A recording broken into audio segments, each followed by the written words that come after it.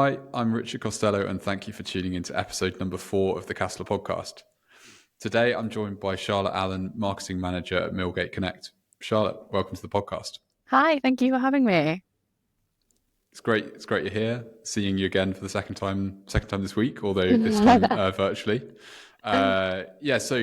Just in terms of what we're going to be covering today, so we're going to be talking about a range of things related to sort of Charlotte's career, and also, I guess, kind of broader life, I guess, in terms of the MBA. But to begin with, talking about Charlotte's experience working in manufacturing, some of the challenges and insights from being a B2B marketer in that sector, which I'm really looking forward to. Charlotte's decision to pursue an MBA and the impact it's had on her career, and also Charlotte's freelance work over the past couple of years and what's motivated her to do that, and also some of her reflections on the experience so far.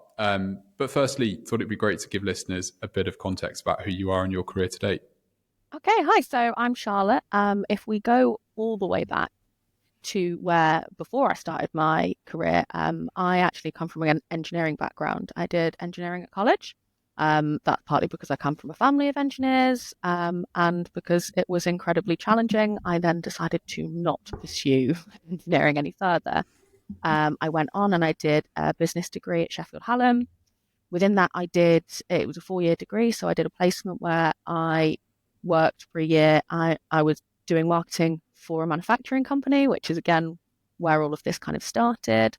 Got first class in my degree, obviously graduated, took a couple of years out, and then I went and got my first proper full-time job, where I was a marketing specialist for GE. So obviously a massive multinational corporation. So that was a massive learning curve.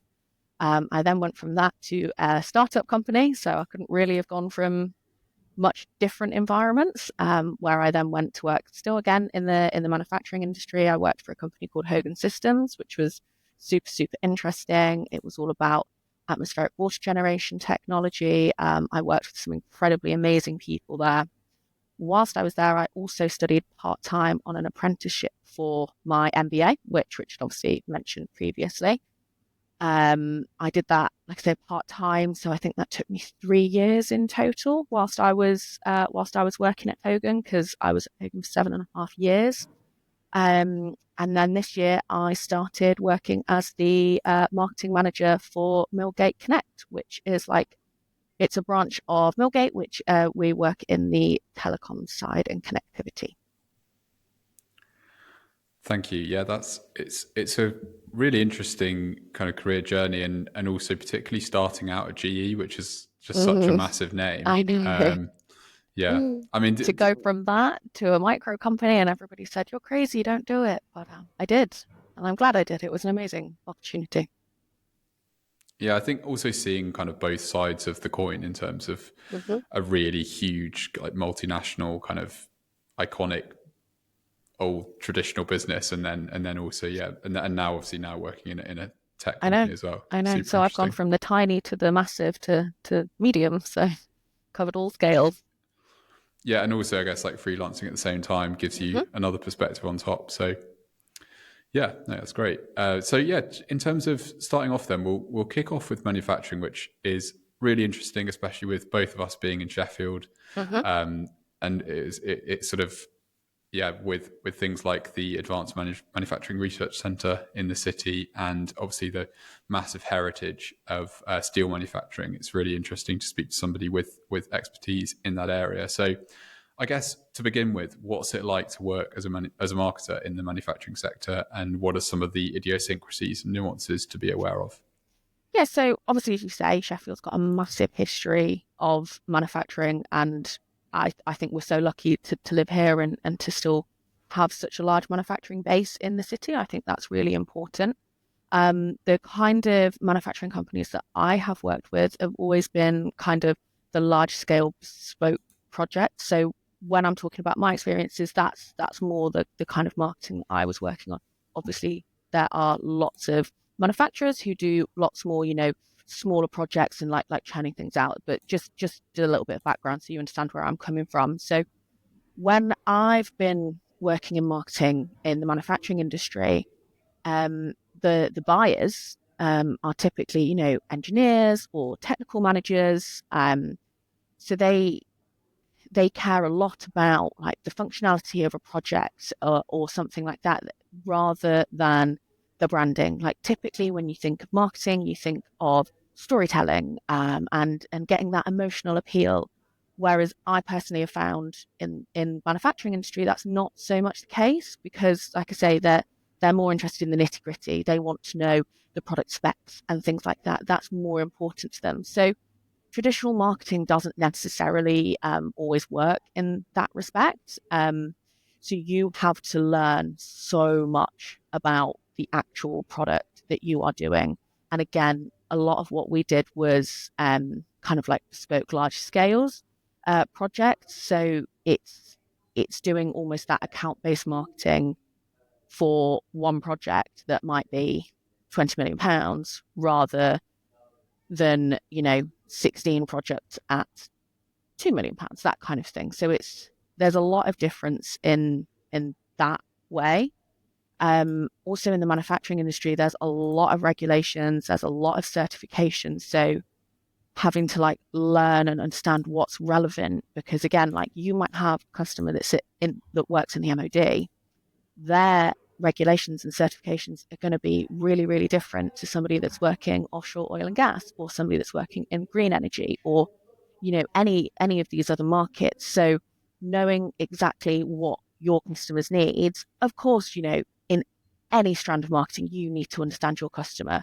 But I would say in this respect, it's almost more important because the people that you're talking to, they are going to be subject matter experts. I find in a lot of other industries, you might be talking to just somebody in procurement, but in the manufacturing industry, you're probably talking to somebody that's technical. You're probably talking to somebody who knows the ins and outs. So it's very different in that respect. And it's also, it's a very old school traditional industry. I found a lot of the way that they do marketing even today in 2024 is kind of like that more traditional. It's more print marketing. It's more going to trade shows rather than digital marketing strategies. Like in one company I currently still work with now, they use Excel rather than like a CRM, digital anything like that. So it's just it's a very big, it's a very old industry, but it's still got a lot of like power. But it's understanding how you market to that is quite different. Yeah, I think that's really interesting, and I think a lot of it is sort of manufacturing does have a bit of a reputation, particularly for B2B marketers, as being perhaps, I guess different. And I Mm, think you know what you've outlined explains, I think, a lot of the reasons why, in terms of the fact that you've got such knowledgeable buyers and the fact that the buying decisions are driven mhm. by so many kind of specific, I guess, features or components of the product or sort of the Yeah. specs of it. I mean, one thing you mentioned was sort of the almost you'd be marketing around a big specific project. Would that Mhm. be during the project to as a kind of retention and growth sort of to an existing company, or would it be sort of almost supporting a like almost like sales enablement to get one of those really big deals? It's Or a how bit of was interested? both, to be honest. So again, in the manufacturing industry, a lot of it, I would say, relies on relationships. And once you've kind of got that in, once you've got that relationship, you're pretty much cemented in there. So it is used as a sales enablement tool in that respect. But I would also say, like the accounts with marketing is used in terms of, like you say, retaining it, because again, a lot of these projects they'll run for 36 months, but then it will come up for review and then things will need changing again. And again, within the manufacturing industry, you have a lot of support contracts. So it's tailoring your thing to be like, okay, why do you need support? Because again, your MOD is going to need different support to your wind farm and things like that. So it's retaining that as well as using it as a sales enablement.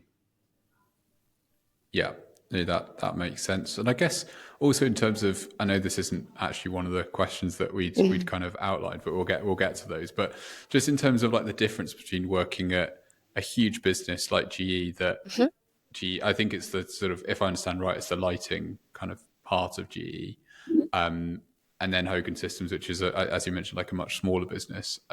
Comparing and contrasting what it's like to work in those businesses, was it vastly different, or was it actually similar fundamentally? I don't know how It was could that? not be further apart if it tried. I Right. mean, everyone has completely different experiences. I have friends that work in corporate jobs and they absolutely thrive. And I think that's fabulous. However, for me, I didn't thrive in that kind of corporate setting because I like to think that I'm like quite a creative person and I like to have like creative control over what I do. When you're in such a large organization like that and there are so many levels to go through, I sometimes felt like my work got lost, which is fine. Like I'm not saying it's necessarily a bad thing. It just didn't suit me. Whereas then when I came over to a small organization, everything that I did had value. I could say, I've done this and this has made an impact. Whereas when I was at GE, I could do something and I might never see it again, like that kind of thing. So that's my own personal experience. Like I say, like everyone has completely different ones. Yeah, I don't have Yeah. anything else to add. Yeah, no, it resonates a lot. And for me personally, I think it is really a personality and maybe also a career context thing, because I Mm, think I wouldn't sort of say that, yeah, it's better to work in big or small businesses, but they definitely yeah. do have kind of trends around its, more ability to, I Mhm. guess, yeah, maybe see impact Yeah, right the even way through things from down end to to end in a smaller the business. strictness of the brand guidelines. Obviously, you have to have brand guidelines. Even as a micro company startup, we had brand guidelines, but it was the restrictions within that. Like it was very, very limiting. And like I say, like I like to be able to, kind of put my own touch onto things when I'm doing things. Like I want to be able to say, yeah, I did that, rather than just being like, well, Tom, Dick, or Harry wrote that kind of thing. Yeah.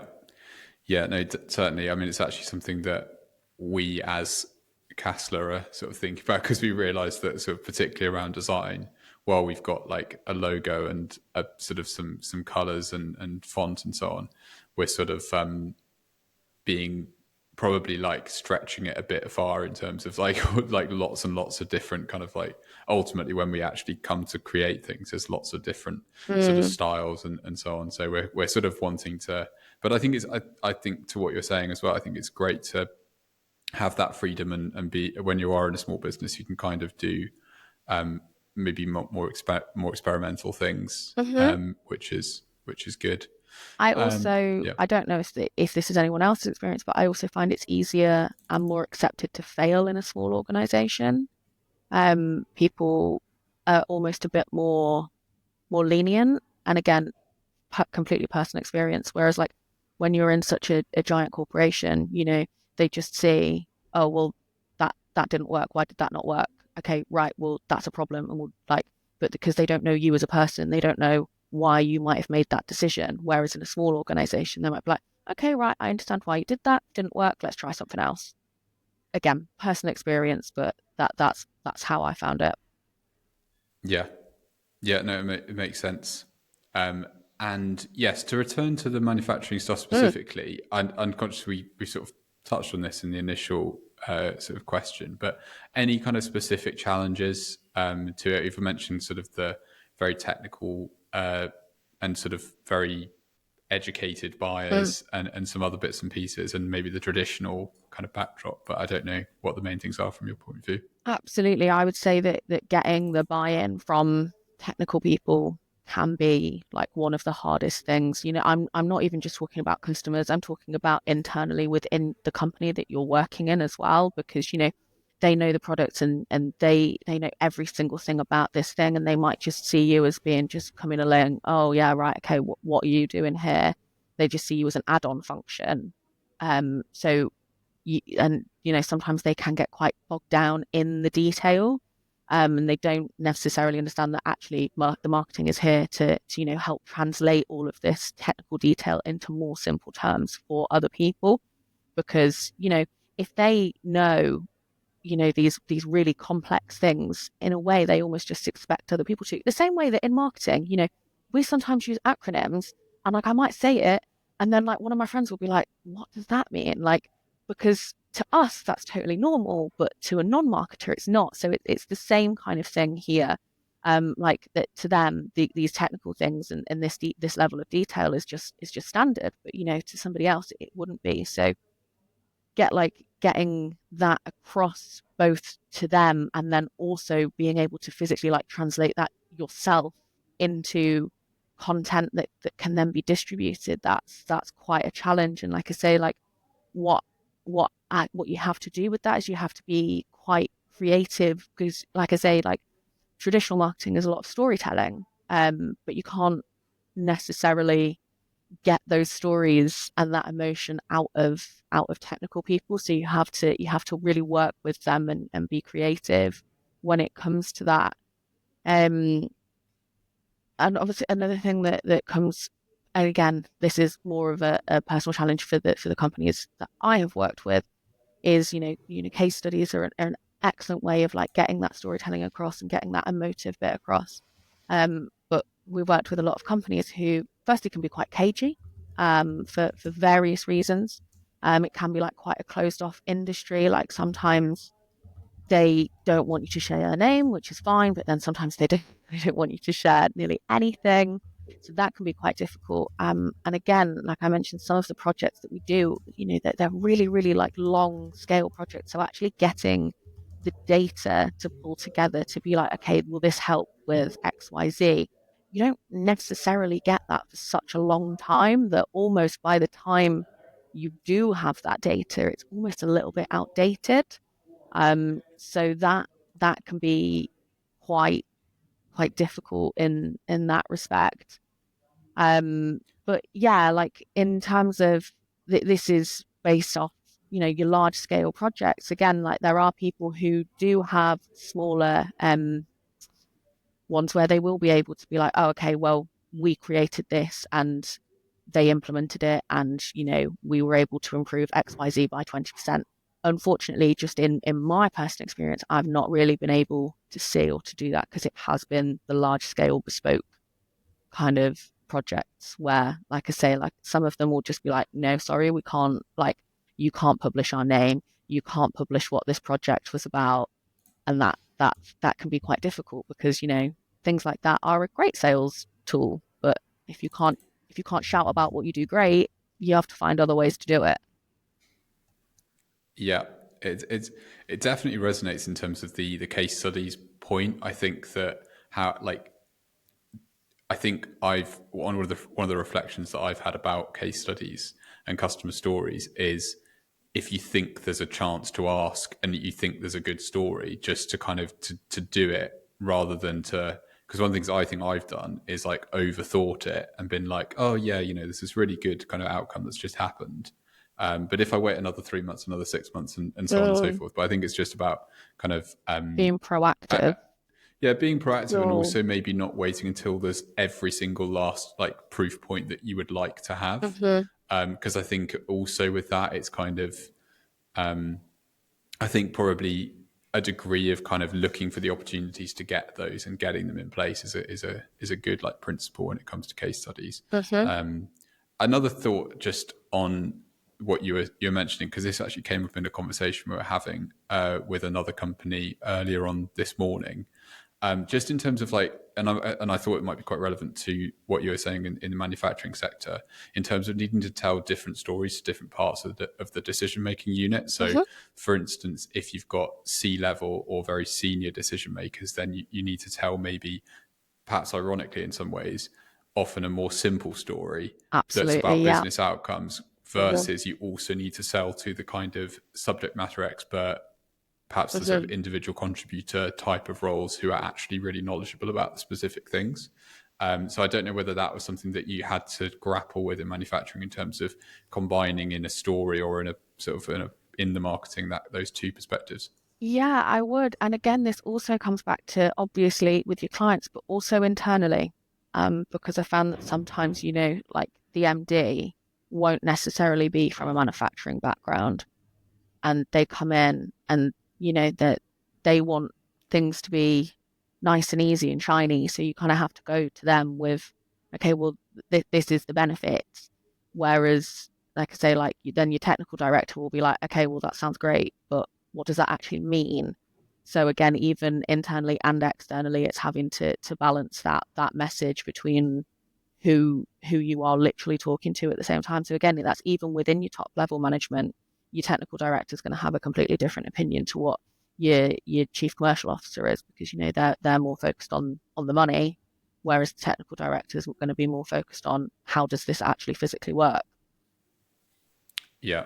Yeah, and I think that's a thread coming through on this already on the manufacturing side of things throughout a lot of what you said, is that the internal sort of dealing with internal stakeholders is a big part of the challenge, Mhm. perhaps as much as it is kind of, actually marketing to the Yeah, end customers, because they're so key to doing it effectively. in fact, say like adding on to that, in terms of like I say, what the one thing that I would say is that you have to be able to go and talk to absolutely anybody in that business, and you have to be okay with the fact that somebody who is incredibly technical might just look at you and say, I don't even want to waste my time and talk with you. But you have to push past that. You have to go and you have to get that information and that buy-in from everybody, because if you don't fully understand what they are doing, you won't be able to market it properly. Yeah. Yeah, I remember that actually. My one of my first bosses said that similar thing to me. Like, you need to kind of go up to people's desks more. It's Mhm. like a bit of feedback that kind of stayed with me for quite a long time, in terms of, you know, stop like sending people messages on Teams Yeah, or and it's emailing them. difficult. Just It's not. It's yeah, not, just it's a when especially when scary you're thing to starting out. do, Yeah, but yeah, to I kind think. of be like, I need to. Interrupting Mhm. people and being like, I need to know this piece of information, especially when Mhm. you're not that confident about the domain you're in at that point. So Absolutely, yeah. um, yeah, so this is an interesting point. So, because I think manufacturing and tech are often, they are, I think, often perhaps they're converging in some Mhm. senses, and also they're often kind of people, I think, and agencies and marketers will often move between them. So you've obviously been working in both and have worked in both. What are the main differences that you've seen in terms of working in marketing and manufacturing versus tech? Specifically in terms of marketing, I would say that the biggest difference is the focus on traditional marketing in the manufacturing industry to digital marketing in the tech. What I mean about that is, like, when I say go back to in the manufacturing industry, there's not much emphasis on particularly like being online. It's more about like your print adverts and your trade shows and your networking and things like that. Whereas in the tech industry, I've noticed that a key element is being online, as you would expect it to be.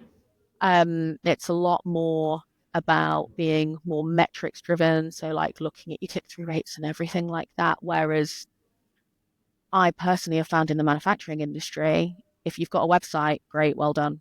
That's that's that like in that That's opinion, digital yeah, ticked they're like off. Is that that that's yeah? digital.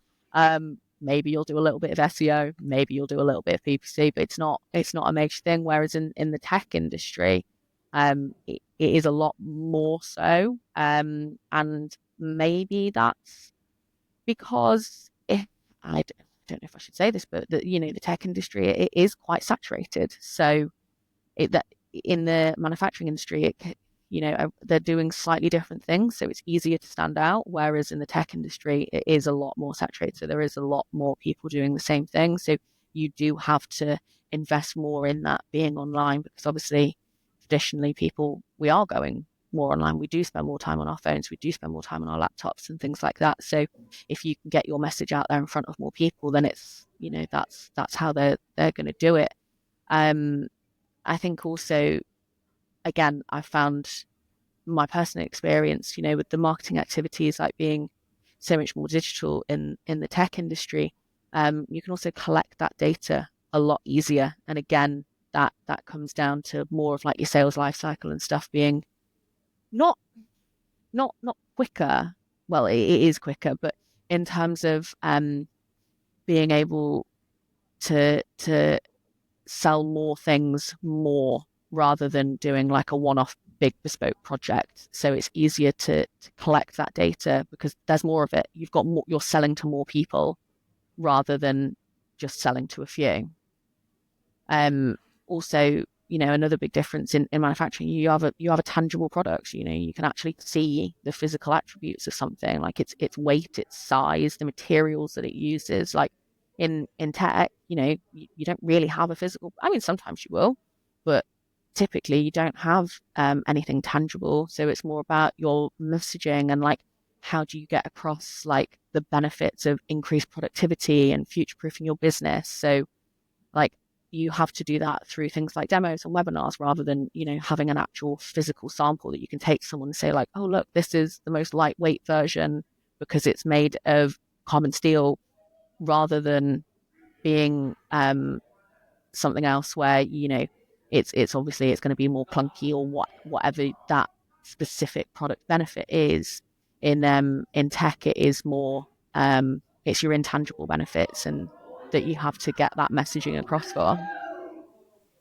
Yeah, I think that's super interesting.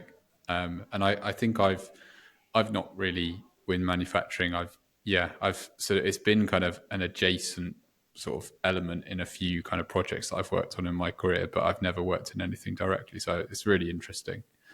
And I guess a final bit on the manufacturing section then. So what are the main bits of advice you'd give to a budding marketer starting out in manufacturing?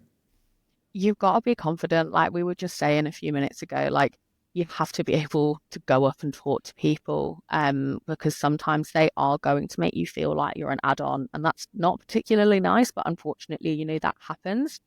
But you have to make sure that you understand the product. So you have to go and spend time with the technical people. You need to show them that you care. You're not just there to like color things in, which is sometimes what they might say. It has been said to me before. It's not particularly nice, but it does. And it's quite possible you'll have like quite a few big bespoke projects. So again, leaning into that account-based marketing theory, embrace that customer-centric marketing. And again, even within like the same project, you'll have different messaging because there's different people and different functions within the buying decision. So you need to make sure that whether you're talking to the CEO or whether you're talking to one of the laborers, you need to make sure that your messaging is right for them. But finally, when it comes to manufacturing marketing, I'd say be patient because results can take a really long time. Sales cycles, like I say, they can be really, really long.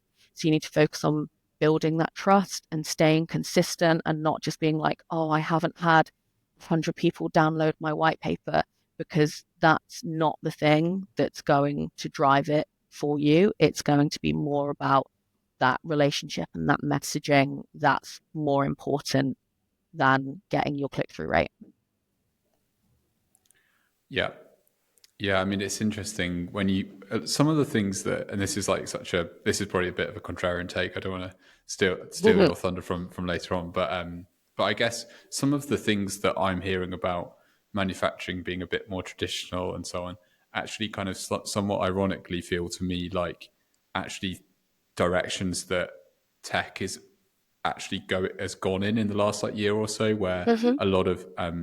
a lot of people that I've spoken to have talked about how much kind of in person and Mm, in person events, getting together, and also driving towards more kind of relationship focused kind of initiatives, and actually maybe a sort of slight decrease in investment in digital, or at mm-hmm. least perhaps particularly paid digital. I think that Yeah.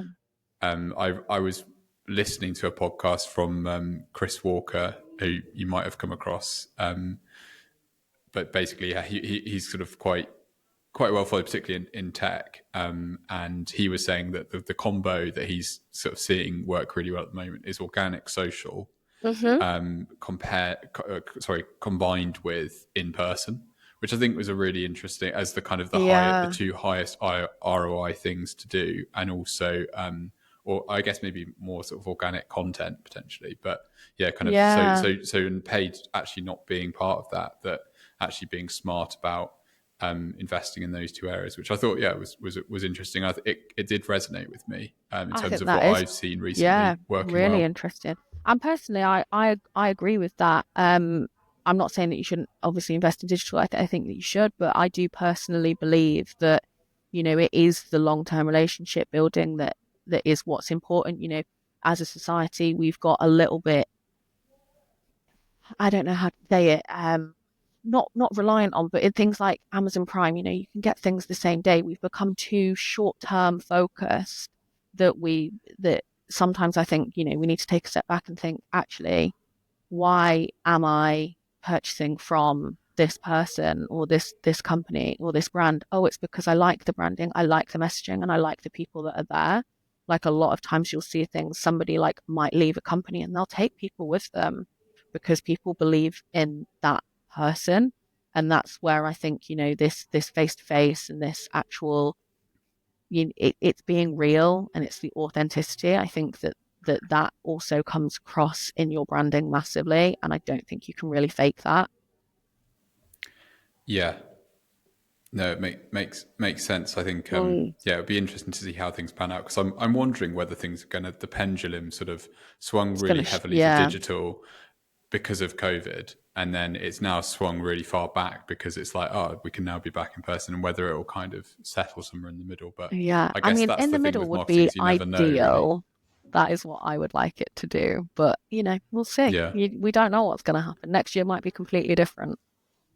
Yeah, and I think the other point on that is it sort of one of the things that's maybe implicit in what I was saying is about deal values. So where you've got really high deal values, you can Mm, afford to sort of invest more in maybe in person and relationship stuff. Whereas if you're mhm, whether it's manufacturing or tech, the deal mm. value will have quite a big influence on sort of what you can afford to do on a kind of Absolutely, per yeah. person basis, which is another kind of big factor. Probably another big Mhm, thing that I've kind of, for me personally, this year has been a big kind of learning is like really driving home that lesson for me in a few mhm, experiences around working with different clients where they've, some might have like a situation where they get one client, one new customer in a year. mhm. And that can pretty much be almost like ticking off their kind of customer acquisition needs. And Yeah, then another client whereby, really they need to be getting like 10 a quarter, yeah, for instance, and just seeing the difference in terms of the different initiatives that are going to stack up from an ROI perspective in those different contexts is interesting. yeah. Yeah, so onto the next bit around your MBA, which is really interesting because I don't actually think I kind of know. I don't actually. I'm not sure I know anyone with an MBA. So Oh, that's like really? quite. No, I know. It's like particularly like often it's like it can be people who are maybe towards the end of their careers or kind of the It's sort quite of American as well. yeah. So it's really interesting. So I guess to begin with, like I think you mentioned it was part of a kind of an apprenticeship. It was sort of Mhm. linked to that. But what made you decide to do it? Two parts to it, really. One was obviously the personal growth, and then the other part was opportunity. Like you say, it was an apprenticeship. I was over at Hallam, Sheffield Hallam. I was talking to somebody, and we were talking about, and they said, "Oh, you know what? You might qualify to do," and because I'd spoken about that I enjoyed learning. I really enjoyed doing my undergrad degree. And said, "Oh, I'd love to be able to do that." So, went away, did some research, and found out that yes, I could apply to do it as an apprentice. So it was at no cost to me. It was part-time over 3 years, and it cost the business 5% of the fees. I think it was. So it was something minimal like that. And the business, luckily for me, bought into that, which was great. It means they definitely, I mean, they did keep me for longer than 3 years anyway, but it meant they definitely got to keep me for 3 years, and I got to go and do some learning, which I absolutely love doing. I say if I could afford to do a research degree, I would go and do it tomorrow. Um, so yeah, I couldn't really say no when this opportunity was given to me. So yeah, in terms of wanting to do it for that, but I also know like, obviously it would be beneficial for my career. Obviously I'd done an undergrad degree in business. At this point I was heading up the marketing for Hogen Systems. Um, And I knew obviously it would help my CV and everything, but it was more about making me better at my job that I was doing at the time. That was kind of why I wanted to do it, because it's a very rounded degree. Like you cover all different aspects as well. Like you have to do a marketing module, obviously, but you cover all different bits. And working in a micro company as I was, having a handle on more areas than what I was doing, I knew that would be helpful, and it was. So yeah. Yeah, it's really cool. It's a great scheme as well. Like it sounds like it just adds a lot of value Mm. because I wasn't sure. I didn't realize until we spoke about it a bit before today, but that it's a case of the value proposition for the company is you pay 5% of the MBA, but you get the employee for 3 years. Hmm. So you kind of have that solidity. And then I guess, is it that the government sort of contributes the other part of Yeah, I'm it not sure to if the it's the government uni? or the Because maybe university or. they're obviously, yeah. Hmm. But also with the MBA being an apprenticeship, every single module that I did, so finance, operations, leadership, any of it, I had to do it related to my company. So I actually, everything had almost like something tangible that I could give back to the business as well. So that's another business benefit. So like I had to do like a financial analysis on the company and things like that, which I would never have done. Why would I have done that? So that was Yeah. beneficial for me to get that experience and that exposure, but also beneficial for the company to, have someone do that for them without them having to go and get someone else to do it. Yeah, I think schemes like that, yeah, really cool. Mm, Um, and I think as well, like having people earlier on in their careers getting MBAs, I think is mm. because it's something I was I one of the yeah youngest because I think I was maybe 28 when I started it or something. Um, and I was one of the youngest on the course, which was weird, but nice. yeah. The closest thing I've got to an MBA is I think my mum once bought me a secondhand copy of a book called The 10-Day MBA, which is But like which is like really old. It's like from the 80s, or something like that. It was like really all the examples were like really I really old kind of school. really But want to see this. yeah, it is on my bookshelf, but I've not read it cover to cover, but I've like dipped Mm. into it and sort of A been lot of like the quite theory will confused by still a lot be of the it, basically. same. Yeah, I think it's interesting as well. Yeah, because reading things that haven't from the past, if you like, Mm, from several decades ago. Actually, as you say, like it'll be interesting to see what hasn't changed, and that can be an mm. important thing to note. I mean, on that point, I was reading this really, really short story book called Obvious Adams, which is all about, it's actually written in 1916. So like Oh, over wow. 100 years ago, and it's considered to be like one of the sort of iconic books about, or it's really like a tiny short story. Like I literally read about half of it on the bus to the office today. It's that short, and the bus is only about half an hour. Wow. So it was a really really short book, but it's all about this. It's like a story about this guy who goes and works in an advertising agency, in I think in New York, in the 1910s or late Mm. 1910s, and yeah, it's super interesting. I'd recommend people check Oh, it yeah, I'll out. definitely have a Yeah, read of that. it's all about basically like if you just often marketing is about doing the obvious thing. That's why it's called Mm. Obvious Adams. So like in Ah. terms of just for instance, like make sure that you've researched the product, service, and customer, and then just kind of like say what the benefit is, or say it's kind Because of like sometimes the basically saying fundamentals get missed, don't they? exactly. I think that's like that's the message I take, and just kind of basically just do the obvious thing, be Mm. persistent, and just yeah, which I think is a lesson that and I guess be like think in simple terms as well. I think that's probably the other Mm. thing that comes across.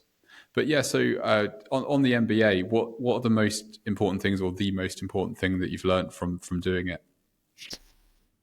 Obviously, I learned loads of things, and this is not to do with the learning. I will get back to that. Was just the people that I met. I met some really amazing people, and from all different walks of life. And I was very, very lucky to have that. But in terms of the actual learnings, probably strategy and collaboration.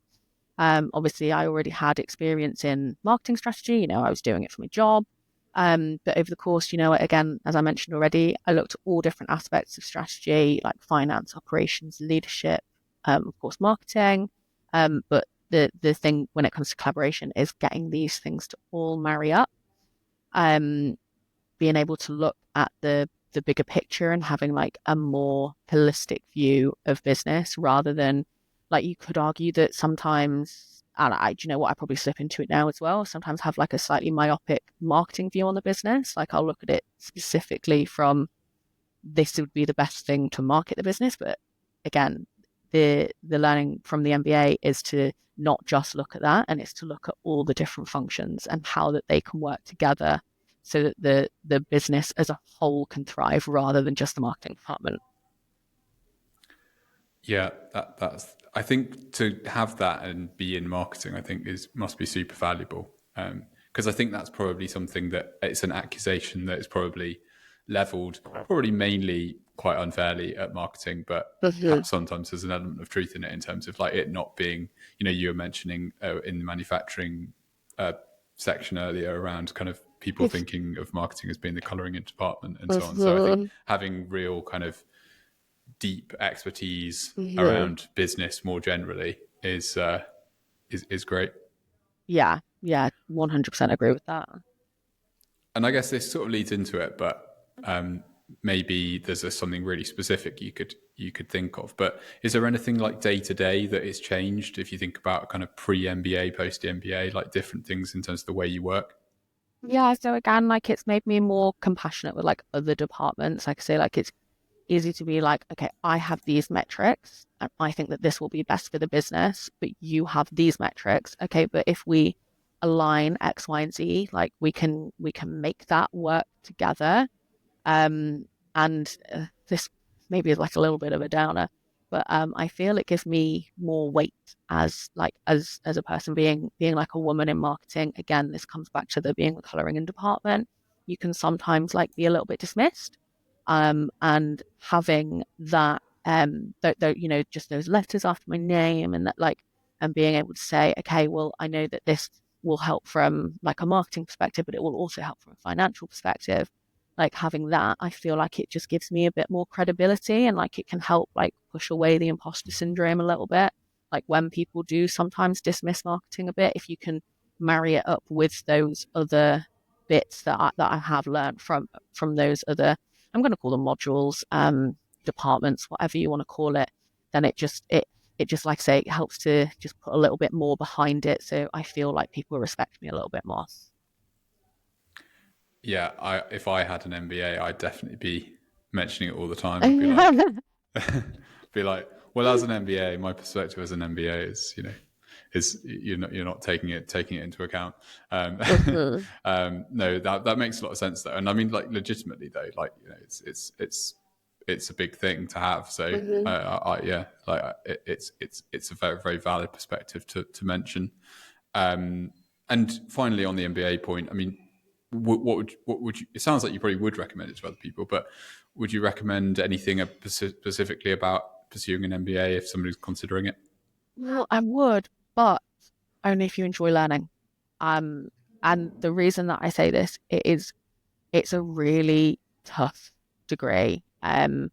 Again, I know it was an apprenticeship, so I don't know if like some of these people, went into like redundancy or anything, but I think we started out with about 30 people at the beginning of our course, and at the end, we had 11 that graduated without like taking like a deferral or dropping out. So there will have been a few more that like, graduated a year or 2 years later or anything, but in that time we went from 30 to 11, like it Wow, it's like it's a it's it's like a game show hard. or something. Yeah, You know, I know. yeah, It's hard. It's a lot to when you're working full time, you have to, they say a day a week, but like when it comes to like your thesis and stuff, I was spending full weekends like studying, researching, interviewing people, transcribe. I mean, actually, to be fair, it's probably easier now because things like this, you can just transcribe them. And even though it was only a handful of years ago that I did mine, we didn't have the ability to transcribe things. So I literally physically had to listen back to interviews and write down what like the key points was. So actually, do you know what? Maybe it is easier now. But I also, I found it incredibly valuable. I'm really, really pleased that I did it, but I also know that it's not for everyone and it is a big commitment. So if you enjoy learning and you are prepared to commit to it, absolutely 100% go for it. But it's not for the faint-hearted. Yeah. Yeah, that makes sense. I think particularly doing it while doing a full-time job, I think that, yeah, I Honestly, can there were imagine that's people on my intense. course who were working full-time, who were doing the MBA part-time, and who also had a family. And I do not know how they did it. I have a dog and I found that stressful. So absolutely Yeah. massive respect to those people because I don't know how you can raise a family and do all of those things all at the same time. I don't know when they slept. Yeah. Yeah. I think, yeah, I can definitely imagine that would be, it's quite hardcore. Mm. Yeah. So, final section then around freelancing. Mm. You've been freelancing for the last couple of years, I think. Hmm. Um, Interested to understand initially sort of what motivated you to begin doing that. It came about quite organically. To be honest, again, it comes kind of back to that opportunity. There's a guy I know who's the MD of a company. Again, this is still in the manufacturing industry. He approached me a couple of years ago and he said, can you help out? We don't have a marketing department. We don't have the budget for a marketing department. We don't have the budget for a marketing agency. You know the industry. Can you give us a hand? It'll be like, I don't know, a day a week for 6 months kind of thing. And I was like, yeah, cool. Why not? A bit of time commitment, figured it would be something fun. I get to be creative. And like I say, like I already knew the industry and everything like that, but it also gave me an opportunity to still learn a new business and new things like that. So yeah, that's how I got into it. Really, it was almost out of luck. Yeah.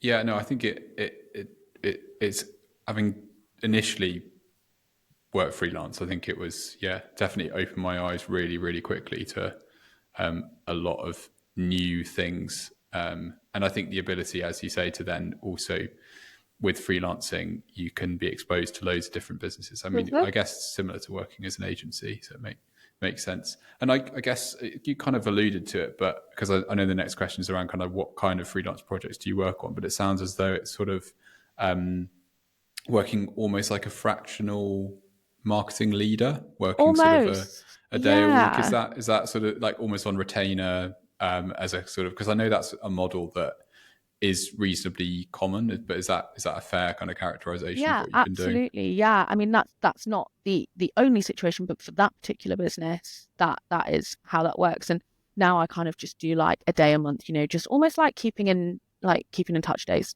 just to check that Yeah.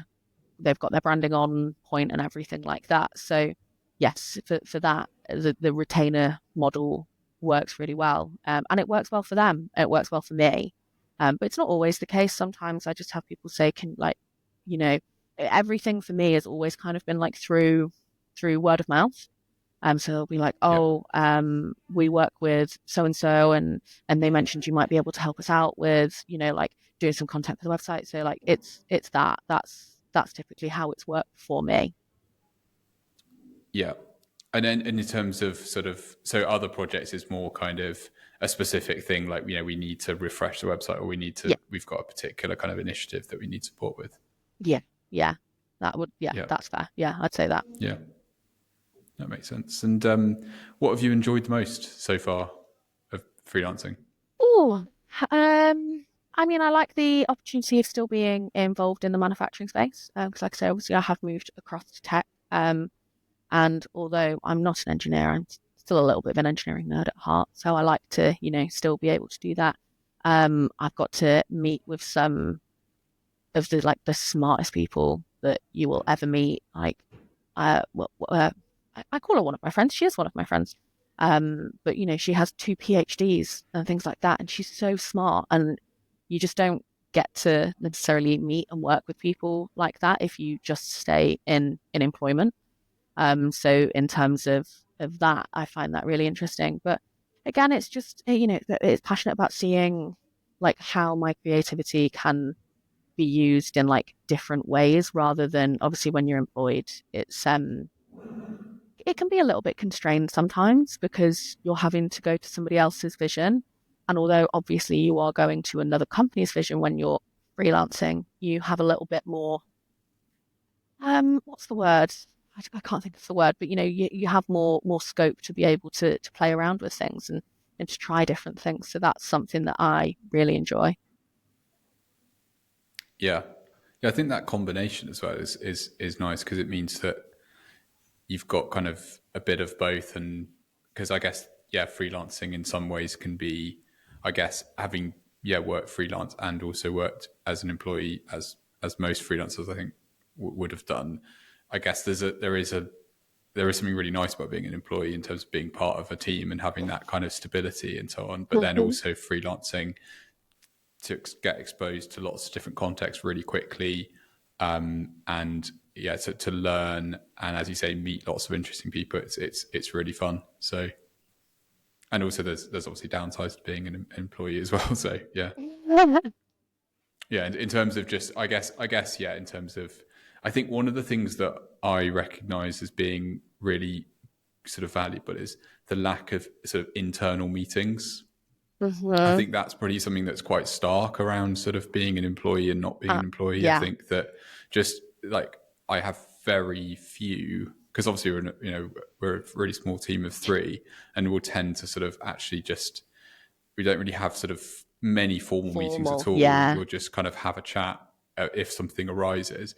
But I think as businesses get bigger, perhaps maybe if they're more distributed as well, this is probably not this pretty massive generalization, but I think that it's really brought home. Like I think back to when I was an employee, and sometimes it'd be like half the day would be meetings, and I would sort of not even bat an eyelid at that and be sort of like, oh, that's just the And way it goes. sometimes But you now wouldn't I need look to at it, be I'm in like, those how do I meetings get anything? either. Yeah, I think it's Sometimes I you're think just it's a big there. thing about productivity. Yeah, Yeah, like I yeah, mean, yeah, yeah. I I was think in we've a meeting probably recently, and I did yeah. need to be in it for some of it, but I needed to be in it for the first 10 minutes, and then the last hour and a bit, I didn't actually need to be there, but I still had to be there. So yeah, completely agree with you on that. Yeah, I think it's like it's interesting in the context of like the UK's, like, I mean, it's probably not a UK specific thing at all, but it's interesting when you hear about the UK productivity kind of issues around like productivity growth hasn't gone up, and it's certainly Hmm. something where when that I think of like how many kind of, in terms of like, I guess in quotes, like white collar work is like Hmm. internal meetings. I think that yeah, it's something that does strike me as being something that probably people should look at more as how do we reduce how much time we're spending in that. Hmm. Yeah, but that's a whole other Oh thing. yeah. Yeah, so onto the bonus questions then. So this one's really interesting. Ask it to everyone that comes on. So if you could advise B2B businesses to do one thing in their marketing, what would it be? Well, again, this comes back to what I've spoken about a few times in terms of actually like integrating marketing across the whole business. Like, get your marketing people sat down with finance, get them sat down with operations, get them sat down with the technical people, get them sat down with everybody, obviously individually. I often see marketing bundled in with sales, and obviously it does need to be involved with sales, but it also needs to be so much more. Like, you really need to involve your marketing in everything from the beginning, like from your say you're doing a product, like from the beginning of the product idea generation all the way through to after the sales. Because sometimes what you see is, oh, we want to sell XYZ. Oh, right, okay, well, go and market it, but you haven't involved them in the whole product life cycle, then they're not going to be able to do it. So yeah, it's about integrating it and getting everybody involved and to buy in to why marketing is there. Don't just have it like, oh, we need to have a marketing department. Right, okay, well, we'll do that. And then just almost push them to the side or just push them in with sales because that's what I see and happens a lot. Yeah, and it reminds me of what you were saying about marketing being sometimes being a bit of a bolt-on Mm, in manufacturing, and I guess it sounds as though that could be sort of almost like a lesson that you've learned in your career, maybe having seen a few different contexts, and yeah, it certainly resonates. I think particularly that point about marketing being connected with the finance team. I think hmm. that's really interesting because I think that that connection, weirdly, is probably not one that I've heard people talk about much. So No, well, they don't think, why should we sit down together? Because a lot of the time, like, the finance people are focused on their numbers. Why do I need to worry about what you're marketing? The marketing people will be like, why do I need to know how much it costs? But actually, you both need to know. You both need to be involved. yeah, and I think it's about as well, like finance ultimately are making decisions around marketing budgets. Hmm. And obviously, if they don't feel confidence that when they give the marketing function money that they're It's going going to to be get useful. more, Yeah. they're going to get it back plus some more, then they're yeah. So I think that's a great piece of advice. And finally, what's your most contrarian take when it comes to B2B marketing? So something that I've noticed in the last few years, I'm sure you've noticed it too, is everyone is always talking about sustainability. And I'm actually really, really passionate about sustainability. When I worked at Hogen Systems, it literally physically was a sustainable product as far as a product can be sustainable. But now everyone is shouting that they are sustainable. And it comes to the point where it's just a buzzword. And ultimately, it can be sometimes seen as greenwashing, because even these people that are saying they're sustainable, they aren't looking at their scope 1, 2, 3 emissions. Like, they might just be looking at their scope one. Whereas then you look at the companies who can actually say that they are sustainable, and that's where B corporations, the B Corp status is coming from, because you have to physically prove that you are sustainable. And I think in that terms, absolutely, yes, shout about the fact that you are sustainable. I think that that's great because you can prove it. But I think there are too many businesses just being like, we're a sustainable business, and they've got absolutely nothing to back that up. And I think it's become a bit of a buzzword, and it's losing its actual value of being like, why even bother trying to be sustainable when Tom, Dick, and Harry can say that they are and they're actually not? Yeah, yeah, I think I remember actually that was something that came up when I was working as an employee, and I was in the sort of sustainability. I can't remember the name, but it was like the group of employees who were sort of, I guess, like almost volunteering to look at ways to make the company more Mhm. sustainable. And I remember somebody actually else in the company kind of raised it and was like, I don't know why we're doing this, because I feel like this is probably us greenwashing, which wasn't the Mhm. intention at all. But I think No, but it it was something happens. that I remembered at the time. Yeah, I mean, I think at the time we were looking at how do we become carbon neutral, which was Mhm. about in terms of when I was at this company, and that's around offsetting rather than Yeah, around becoming which and I know there's quite a lot of nuances to that as well in I terms was of going to say, like, even when it comes whether there's any to value in that. offsetting, Yeah. there's huge arguments in that, and like, sustainability and greenwashing is a whole topic on itself. But I'm just very aware that I know a lot of companies that say, oh, we're sustainable, and I'm like, yeah, how are you sustainable? Please tell me how you are. And they can't, because, or they'll do something very, very simple, like, oh, we've switched to LED lights. Okay, well done, but that's not enough. That doesn't make you sustainable. You've got to do a lot more. And I think, yeah, I think people just use it as a buzzword, and it's lost its value because of that. Yeah. Yeah, I think my instinct on it would just be to be super cautious. I think Hmm. around so I think it makes sense what you're saying in terms of just unless you are absolutely certain, Hmm. because I think the Yeah, last thing you'd want to do would be to be saying something that yeah. kind of was an exaggeration or wasn't quite the truth. So I think If it's you just are something sure that that you you're wouldn't want to sustainable, touch.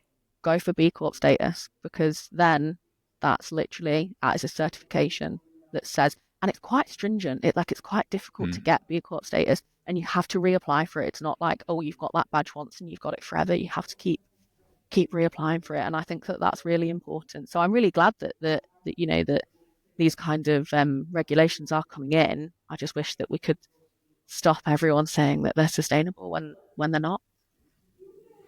Yeah, makes sense. And we actually, one of our clients is a B Corp, and they Perfect. definitely take it. Yeah, they Yeah, definitely love take it that. really seriously, and it is actually, they walk the walk as well as talking the talk. So which is great, and Yeah, that's super it's good to important. work with a business that kind of is doing some great Hmm. stuff in that space. So Yeah, in fact, they're actually in the IT space, and they do things like they partner with organizations to mean that IT equipment is recycled. That's one Perfect. Yeah. particularly cool thing, as well as like various other things around carbon emissions and so on. But yeah, no, it's a really thought provoking note to finish on, I think. So yeah, thanks so much for coming on. It's Thank you for been having me.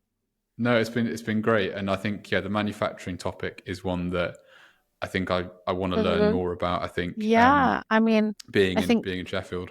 it's such a huge part of the industry, and I mean, I know things are like the way of the world is moving, but manufacturing's not going anywhere anytime soon. It's still going to be a huge part of the economy, so we want to keep it in the economy. So if we can market it better, then that's the best thing we can do. Yeah, for sure. And I think also as it matures in terms of marketing in Mm. manufacturing matures, because I think that's something I've been hearing about quite a lot. That it's a sort of a sector that is probably in the B2B world is one of the next in line to kind of become really mature from a marketing perspective, because there's so much Mhm. kind of potential there. So yeah, and then yeah, the MBA is also really interesting. Also to hear about kind of how that came about. I think that will hopefully be Mhm. interesting to people listening, because I think that's a really interesting option, as you say, if people, If you like to learn, yeah, look at if you got the sort of apprenticeships. the appetite for it, Mhm. um, Because I yeah, would and really recommend yeah, doing an apprenticeship. I really would. yeah, yeah, it's a really interesting area, and then also. Yeah, interesting. It's always interesting to hear different people's perspectives on freelancing, particularly as in marketing. So many people are either doing it or considering doing it, or have already done it. So yeah, thank you very much. And yeah, Thank you. finally, then, if people want to keep in touch with you, what's the best way for people to do that? Probably on LinkedIn. I think I'm just Charlotte Allen 91, and that is me. That is where I am. Perfect. Well, thanks so much, and yeah, Thank you. have a great weekend. Thank you. You too. Cheers.